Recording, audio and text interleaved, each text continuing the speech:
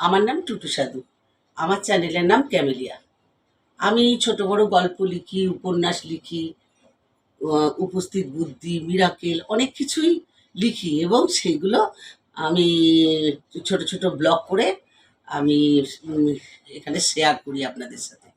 আজকে গল্পটা ঠিক গল্প নয়, কিন্তু আবার গল্প নয়, আবার গল্প। কেননা এটা সাধারণত মানুষের মেন্টালিটিটা নিয়ে আমি একটু গল্পের আকারেই বলছি।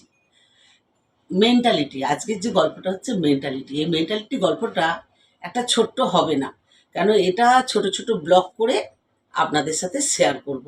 কেন বড় হয়ে গেলে তো চলবে না। এটা বলতে গিয়ে একটা গল্প আমার মনে পড়ে গেল।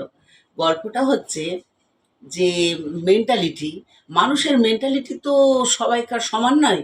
কেউ অবচেতন মনে আম, তার তার মেন্টালিটিটা এমন হয়, অবচেতন মনে এমন একটা কিছু করছে, সে বুঝতেই পারছে না। আবার উম, কেউ জেনে শুনে ফানি করে তার মেন্টালিটিটা এভাবে কাজে লাগায়, কিন্তু এই সব জিনিসগুলো সাধারণত অনেক সময় বিপদের আকার ধারণ করে। যেমন অনেক দিন আগের কথা, সেটা আপনারা সবাই জানেন, আর আমিও এটা আপনাদের সাথে শেয়ার করছি।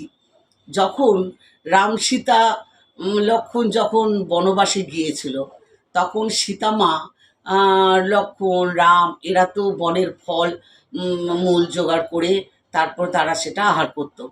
আর এইরকমই অবস্থাতে যখন সব ফল জোগাড় করে যখন সীতা মা লক্ষ্মণকে বলতো, ভাই লক্ষ্মণ ফল ধরো, তো ভাই লক্ষণ ফলটা ধরে এখন মার মতো, বাবার মতো, গুরুজনের মতো সব মান্য করতো, তাদের সামনে খেত না।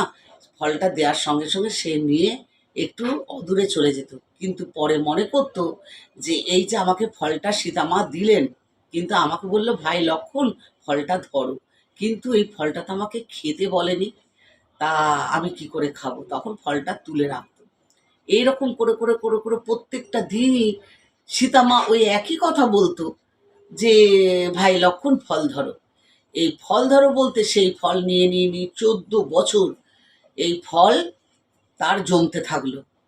এরম করে করে ফল জমে জমে একটা পাহাড় সমান ফল জমলো।